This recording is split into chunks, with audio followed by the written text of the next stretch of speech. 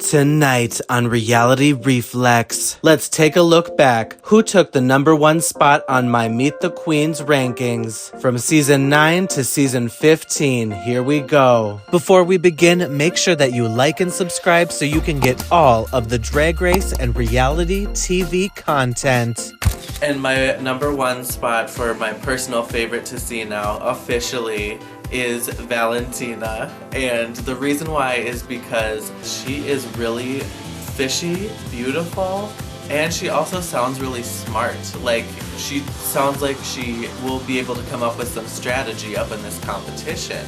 So, you know, seeing her personality and her looks, I'm so fascinated by her drag, and I'm really pumped to see what she comes up with.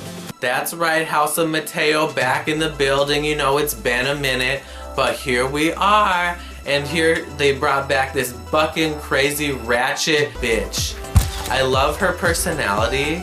She just reminds me of some of the homegirls that I hang out with that do drag and go suck dick behind the back alley. Like, I mean, so she really gives me an amazing personality. Definitely think that she is gonna go far with that shit, because that is no act. Alright, and so then #1, you know I am very loyal to my homegirls.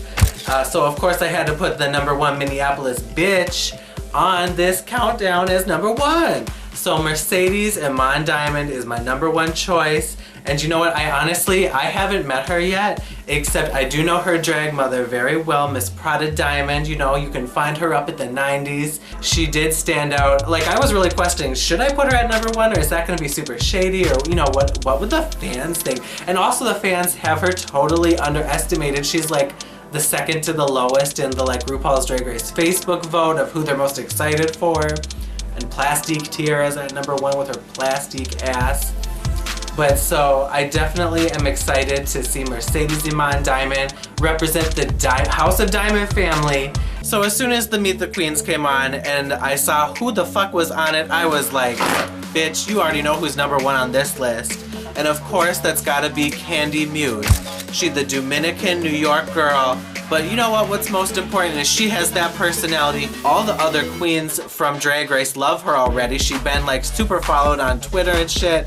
She is the drag daughter of Aja. She is the sister to Dahlia Sin. She comes from the House of Aja, so you can expect high energy. You can expect craziness, humor, goofiness, fabulousness, some melanin up in this bitch. You can expect all that and more from the House of Aja, so I'm excited to see her finally on this show. And oh my god, the Meet the Queens was so hilarious too. She did a fucking amazing job. I was honestly obsessed with Lady Camden, and oh my god, I was just living for it. I honestly was feeling the fantasy. I just truly was like totally into her look. I was into her presentation. She came off kind of goofy, but honestly, like, her drag was just so it for me. Like, I was feeling it.